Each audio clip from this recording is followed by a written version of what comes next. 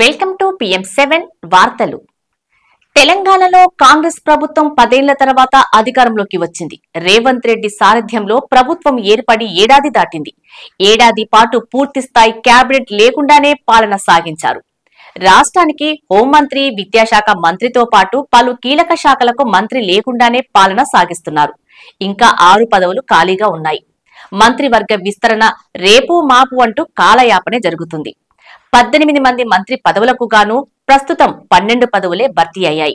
మరో 6 శాఖలు ఖాళీగా ఉన్నాయి. కీలకమైన హోం, విద్యాశాఖలు సీఎం వద్దే ఉన్నాయి. ఇలాంటి తరుణంలో కేబినెట్ విస్తరణ కోసం సీఎం, డిప్యూటీ సీఎం పలుమార్లు అధిష్టానం అనుమతి కోరారు. అయితే రేపు మాపు అంటూ వాయిదా వేసుకుంటూనే వచ్చాయి. ఇక ఏడాది పాలనపై సీఎం రేవంత్ రెడ్డి ఇటీవల సర్వే చేయించారు. ఈ సర్వేలో 10 మంది ఎమ్మెల్యేలు, 3 మంత్రులపై వ్యతిరేకత వ్యక్తమైనట్లు గుర్తించారు. ఏఐసీసీ నూతన కార్యాలయం ప్రారంభోత్సవానికి ఢిల్లీ వెళ్లిన సీఎం ఈ నివేదికను అధిష్టానం దృష్టికి తీసుకెళ్లారు. ఈ నివేదిక ఆధారంగా రాష్ట్ర కేబినెట్ లో 3 మంత్రులకు ఉద్వాసన పలికేందుకు అధిష్టానం రేవంత్ రెడ్డికి అనుమతి ఇచ్చినట్లు తెలిసింది. ఏడాది పాలనలో రేవంత్ సర్కారుపై ఎక్కువగా విమర్శలు, వివాదానికి రావటానికి ఆ 3 మంత్రులే కారణమని తెలుస్తుంది. ఆ 3 పనితీరు కారణంగా ప్రభుత్వానికి చెడ్డ పేరు వస్తున్నట్లు సీఎం రేవంత్ రెడ్డి కూడా అసంతృప్తితో ఉన్నారు.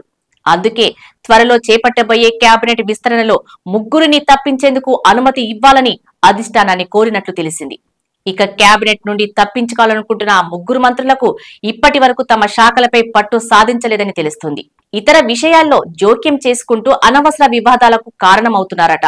అధిష్టానం గ్రీన్ సిగ్నల్ రావటంతో వారిని తప్పించటం ఖాయమైందని తెలుస్తుంది. వేటుపడే మంత్రుల్లో కొండా సురేఖ, జూపల్లి కృష్ణారావు, తుమ్మల నాగేశ్వరరావు ఉన్నట్లు తెలిసింది.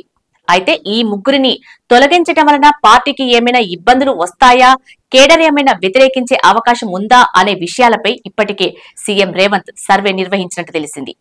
పార్టీకి, ప్రభుత్వానికి చెడ్డ పేరు తెస్తున్న వారిని తొలగించటమే మంచిది అన్న అభిప్రాయం కేడర్లోనూ వ్యక్తమైనట్లు సమాచారం. కాంగ్రెస్ ప్రభుత్వంలో అత్యంత వివాదాస్పద మంత్రిగా కొండా సురేఖ పేరు తెచ్చుకున్నారు. మొదటి నుండి ఆమె వ్యవహార శైలి దురుసుగానే ఉంది. ఇక విపక్ష నేతలపై ఆమె చేస్తున్న విమర్శలు, సినీ నటుడు నాగార్జున కుటుంబంపై చేసిన విమర్శలు, కేటీఆర్ పై చేసిన విమర్శలు తీవ్ర దుమారం రేపాయి. ప్రజల్లో కూడా ఆమెపై తీవ్ర వ్యతిరేకత ఉందని తెలిసింది. ఇక ఉమ్మడి వరంగల్ జిల్లా రాజకీయాల్లో కూడా కొండా సురేఖ అతి జోక్యం కారణంగా ఎమ్మెల్యేలు, నాయకులు ఇబ్బందులు పడుతున్నట్లు ఫిర్యాదులు వస్తున్నాయి. వరంగల్ జిల్లాలో పార్టీలో వర్గ పోరు మొదలైంది. మెదక్ జిల్లా ఇన్ఛార్జిగా కూడా వివాదాలకు కారణమవుతున్నారు. లోక్సభ ఎన్నికల్లో పార్టీ అభ్యర్థి గెలుపునకు పెద్దగా కృషి చేయలేదన్న విమర్శలు ఉన్నాయి.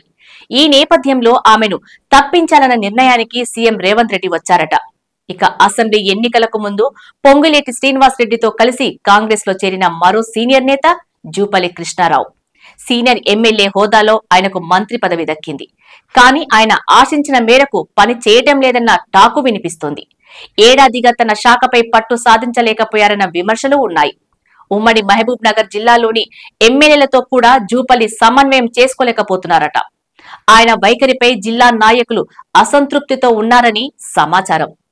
ఇటీవల యూబీ గ్రూప్ తెలంగాణ నుండి కింగ్ ఫిషర్ బీర్లను ఉపసంహరించుకున్న వ్యవహారాన్ని సరిగా డీల్ చేయలేదని సీఎం రేవంత్ రెడ్డి భావిస్తున్నారట.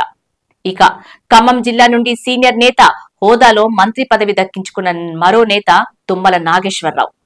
ఆయనకు గతంలో మంత్రిగా పనిచేసిన అనుభవం చాలా ఉంది. ప్రస్తుతం తన శాఖపై పట్టు సాధించలేదన్న విమర్శలు ఉన్నాయి. తరచూ వివాదాలకు కారణమవుతున్నారు. జిల్లాలో పార్టీ ఎమ్మెల్యేలతో కలిసి పనిచేయటం లేదు. ఖమ్మం జిల్లా నుండి బట్టి విక్రమార్క, పొంగిలేటి శ్రీనివాసరెడ్డి, తుమ్మల నాగేశ్వరరావుకు మంత్రి పదవులు దక్కాయి. ఒకే జిల్లా నుండి 3కి పదవులు రావటం కూడా ఆయనను తప్పించడానికి కారణంగా తెలుస్తుంది.